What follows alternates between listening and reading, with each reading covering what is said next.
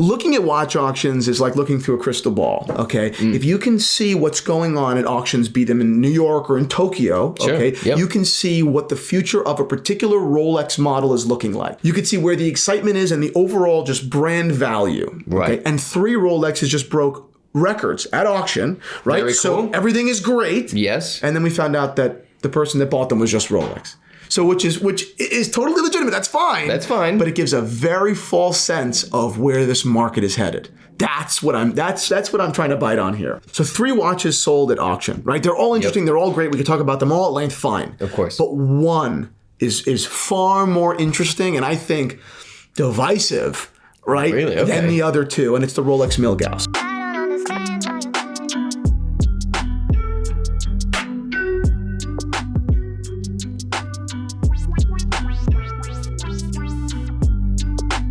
What is up, Watch Fam? I am Christian, the curator of the Theo and Harris Watch Shop. My name is Michael, and this video is sponsored by Huckberry. Today, we are looking at their collaboration with the Italian watch brand Unimatic. This is the Earthform collection, a limited edition release. Huckberry and Unimatic both do a lot of limited edition releases. This is their newest one. There are 75 watches in each color, and they are going very fast. The one on my wrist is actually already sold out. It is 40 millimeters, 12.4 millimeters thick, and pretty small lug to lug. I have like a 6-inch wrist and it fits me fine. And I know that's a very small wrist. It's powered by the Sellita SW200-1 movement, 300 meters water resistant, as you would expect on a dive watch, even though it doesn't have a bezel. And it's really, especially in these colors, it's just a very fun watch to get as the temperature goes up. This is under $1,100. It's your bomb-proof watch. It's your vacation watch. And on top of that, you get these beefy cases when you get a Unimatic watch, which is pretty fun. Thank you, Huckberry, for sponsoring this video. What's going on in the world of Milgauss? Well, the Milgauss is dead. And I don't think it's dead for that long because we are approaching, I believe it's the 60th or 70th anniversary of the Milgauss. So it's going to come back. And my prediction has been for a while, they're going to reach back a little bit. Even though Rolex doesn't usually reach back, they're going to pay a little tribute to the originals. And the Milgauss, and I love the Milgauss, right? I actually think it's a cool watch. It's a fun Rolex. It's a cool watch, right? Yeah, it's the weirdest Rolex of the list. It's been the ugly stepchild for quite a while now. The Milgauss is the one thing that never really got updated. It's the one thing that kind of has a lot of color. It's weird. It's a scratch magnet, right? It's a lot of things. Oh yeah, well it's all polished, right? So it's a scratch magnet. It's it was a Rolex that you could still buy when everything was going nuts. You can get a Milgauss for like $7,000. Yeah, you know? right. And Rolex discontinued them, and the watch that nobody wanted went up to like 10 and 11. Really? Oh yeah, Milgausses are up there now. Wow. Which, keep in mind, that's a huge percentage increase, right? You're talking about like a 40%, increase. Yeah, you know? and it's sustained. And it is sustained. Because we've seen when the yellow OP got discontinued, it went from like, retail's like, what, $7,000 to like 65 Right, well that's for a week. just insane. Yeah, but that was like, I was like, oh my God. You knew it wouldn't sustain. And now they're a little higher than retail, but nothing insane. Right. But this is holding. So when the Milgauss was discontinued, the prices went up. Yep. Okay, still to a reasonable level, but they went up. Sure. Okay, everyone started to like the Milgauss again, and now we're all waiting for it to come back, right? We're waiting for the 60th anniversary, right? Yep. We're waiting to see what happens to the Milgauss, right? It's a definite that this watch is coming back. This has been a pillar in Rolex history. For sure. But the excitement still is greater than what it was. But what's going to keep that momentum going? Enter this auction. You think this is a Canon marketing move again? Okay. This is Rolex marketing fucking brilliance. Rolex going into this auction, people had no idea. It'll do well. They're rare watches. There's no doubt. They estimate just a few hundred of them were ever made, right? Which is remarkable. I think that the vintage Milgauss watches are some of the most interesting vintage Rolexes. I think they're far more beautiful than subs. Yep. I think they're more beautiful than a lot of GMTs for that matter. The original Milgauss is an incredible watch. It's from a design perspective, it's the Submariner mixed with the weirdness of the Milgauss, but not over the top. Totally. And people didn't know what the value would be. Honestly, watch auctions haven't been really that exciting in the last couple of, rounds, right? People have kind of not talked about them as much, right? There's not as much press, right? Yeah. There's been a lot of negative press because there's obviously been quite a bit of fraud that's gone on, and there are whistleblowers, right? Yes. But this happens. Maybe we said maybe $1 million. Maybe it'll sell for $1 million, which would be crazy. Who said that? It kind of everybody. They didn't even the estimates, right? Like everyone thought, maybe $1 million. Because there's the estimate, and then there's the kind of like insider, not insider knowledge, but people that are very abreast to the situation, which are like, they price it a little lower. So it's $1 million, it'll go for 1.2 or something. Nobody expected $2.5 million. Really? Nobody. Really? That is, I can't even begin to explain how earth-shattering that is. Is there anything in comparison to that? That sort of jump? Yeah. I no. Because when Rolexes sell at auction, like a John Player Special or like these rare Daytonas, even when they demand crazy money, no one's that surprised. Like, it sold for $3 million.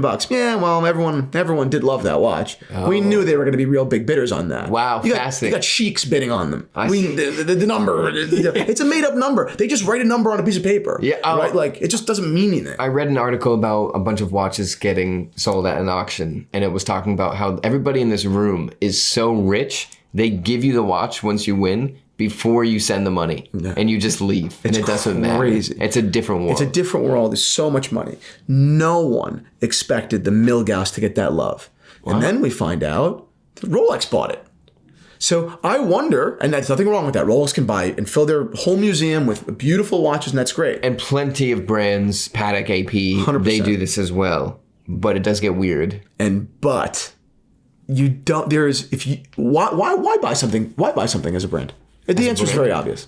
Keep it in your museum. Keep it, show it off. It's a beautiful example. Sorry. It's a beautiful example. You want to preserve it. You want to show it off. You want to admire it, right? That's the correct reason to buy it. Right. You don't need to buy that at auction. Everyone knows auction premiums are insane. You don't need to buy a watch at auction if you're a museum. If you're just looking to acquire history, you don't need to do it at auction. Rolex can buy a fucking watch from anywhere. They can call a dealer and say, I need the best Milgauss in the world. Interesting. Why pay a significant premium on auction? Because it's the public, right? Why do I stand naked in my window, right? Because I want... Which you do often. Who's like... That you also knock on the glass. I knock on the glass, right? It's because I want people to see, right? That's what Rolex has done here, right? They literally paid maybe $2 million. I'm sorry, maybe $1 million premium, maybe $1.5 million, right? Wow! Just so the whole world says the Milgauss is cool. Oh wait, Milgauss is cool now. Whoa! Wait, the Milgauss is cool. And now I look at the one that just got discontinued, and that's also going up. It's been discontinued. The vintage one is $2 million. That's it. I don't care about Daytonas. Everyone has a Daytona. Daytona is for fucking basics. Wow. That's how fucking smart Rolex is. Wow. Then they don't care about money. It's a charity anyway. Nothing, of course. Yeah. Orobox just bought a boat. So obviously crazy record here, but there are more auctions coming as well. That tell us a lot more. It tells us a lot more about where Rolex is headed from a design perspective. Like, I think that they're about to get kind of funky. I think Rolex is saying something, or it seems like they're saying something, and their marketing is just unbelievable. And what's so interesting is Rolex sports models, unlike their dress models, which we'll talk about in a second, generally speaking, are pretty fucking boring, right? Yeah. Generally speaking, and we'll talk about that. Generally, they're boring, and the Milgauss is not. Right. Right? Now, the dress models were always more fun, okay? Rolex played with texture on dial, with color, with everything in their Datejust and their Datejust, right? You're wearing an amazing Datejust right now. This is a Datejust 1601 in solid 18 karat gold, rarer than the Datejust. Rarer than the Datejust, yes. Absolutely. Incredibly cool watch. Rolex made these, precious metal, Datejusts and Datedates, whatever, in awesome colors, generally, obviously, in champagne, right? Champagne was the color, which is kind of boring, beautiful, but boring, right? Blends. Right. But then they played around,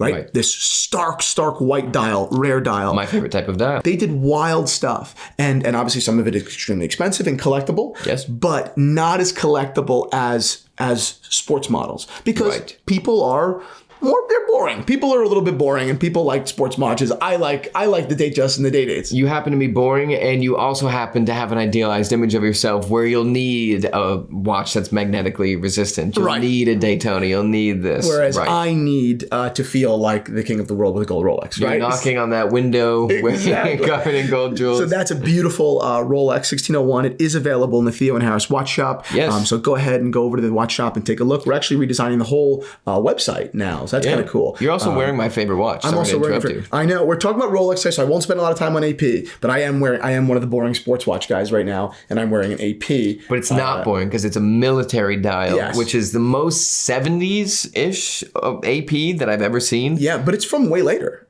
Really? Oh, this watch is like from the 2000s. Oh, but it's wow, funky. Yeah, you're right. No, I love that watch. I've been on the fence not to buy a Royal Oak, but in terms of how much I like them. But when I saw that dial, especially with its like granulated texture, I was like, that's it. Fantastic investments too. I know that no one wants to hear that, and and I don't sell watches as investments, but the reality is that God, they've performed so well. If Mikey is starting to say he likes that watch, chances are it goes like this, so then I never get it. So go take a look at the Theo and Harris watch shop and explore vintage watches of all Still got sorts. some straps too while you're there. Exactly.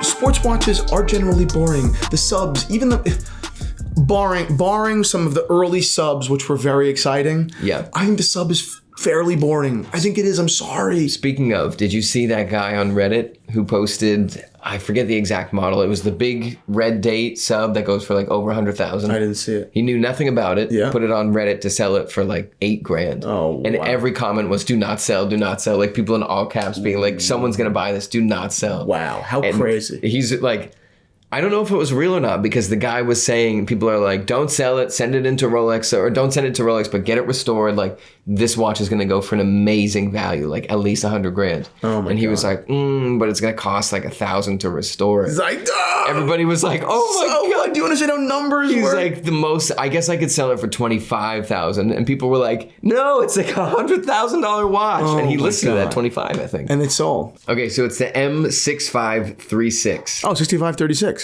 Oh, wow. That's insane. Yeah. Can you imagine That is insane. posting that online? Just write his name next to it for Reddit exchange. He's like, I'm hoping to get 10. I know it's not in good condition. Oh my God. Wow. I mean, the river bracelet's not that good, so I could probably do 8. That still happens. It's just not online as much because you have 500 people saying don't sell it. But there's plenty of times where I've been in jewelry stores or just regular like watch fix-it shops, and they're like, "Oh yeah, a guy just offered me this watch for $150." I know. It does happen. If you have retail space, people do come in and offer you crazy things because they didn't even go online. They didn't even know what to Google. What do you Google?